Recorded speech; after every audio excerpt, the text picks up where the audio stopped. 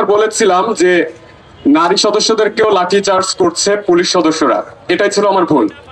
এটা বলার কারণে একজন পুলিশ সদস্য আমার উপরে চড়াও হয় এবং একটু পরেই সে এসে সজোরে আমার উপরে আঘাত করে, যেটা সরাসরি লাইভেই ছিল, আপনারা দেখেছেন।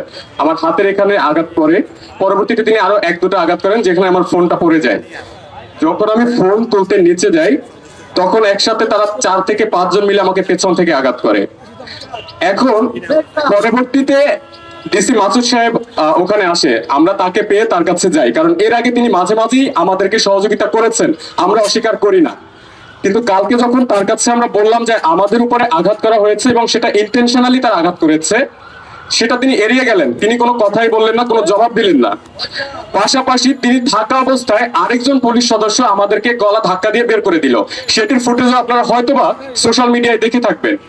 তার সামনে থেকে, মানে সে উপস্থিত থাকা অবস্থায় যদি একজন পুলিশ সদস্য আবারও গলা ধাক্কা দিয়ে বের করে দেয়, তাহলে এটা তো পূর্ব পরিকল্পিত ছাড়া কিছু হতে পারে না। তারা প্ল্যান করেই হয়তোবা আসছে, কারণ এর আগে সাংবাদিকদের সাথে এরকম হামলার ঘটনা ঘটেছে, হয়তো সেটা বিচ্ছিন্ন হতে পারে, হয়তোবা সেটার প্রুফ না থাকতে পারে, কিন্তু এটা তো চোখের সামনে, এটার তো ফুটেজ আছে, ভিডিও আছে। এবং যমুনা টিভি এবং স্টার নিউজের ফুটেজে আপনারা স্পষ্ট দেখতে পাবেন যে আমার উপরে কিভাবে হামলা হয়েছিল। পাশাপাশি কালবেলা তখন লাইভে ছিল, সেখানে আপনারা দেখতে পারবেন। আমার পাশাপাশি যখনই আমার উপরে হামলা হলো, আর কিছুক্ষণ পরে প্রায় 4 থেকে 5 জন সাংবাদিকের উপরে হামলা হয়েছে, যেগুলোর ফুটেজ আপনারা দেখতে পাচ্ছেন। ভাই, আমরা গণমাধ্যম কর্মী, আমাদের মিথ্যে বলার সুযোগ নাই, আমাদের সবকিছু রেকর্ড হয় এবং সোশ্যাল মিডিয়ায় সেটা দেখতে পাচ্ছেন। কিন্তু এত কিছুর পরেও তারা বলে যে হয়তোবা ভুল করেছে বা ভুল বুঝে হয়েছে, চিনতে পারে নাই। ভাই, কেমনে চিনতে পারে নাই? আমার গলায় আইডি কার্ড ছিল, আমার হাতে বুম ছিল, বা অন্যান্য যাদেরকে মেরেছে তাদের হাতে আইডি কার্ড, তাদের গলায় আইডি কার্ড ছিল, হাতে বুম ছিল, কিভাবে চিনতে পারেনি? তারা হচ্ছে দুঃখ প্রকাশ করে। ভাই, আমি দুঃখ প্রকাশ দিয়ে পানি খাবো?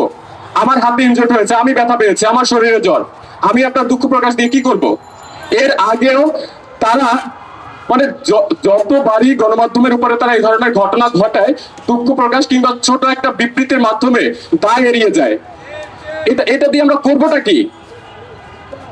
এমনকি যেসব পুলিশ সদস্যরা হাত তুলে, সবাই ভাই ইয়াং, আমাদের থেকেও বয়সে হয়তো বা জুনিয়র হবে, তাদেরকে লেলিয়ে দিচ্ছে।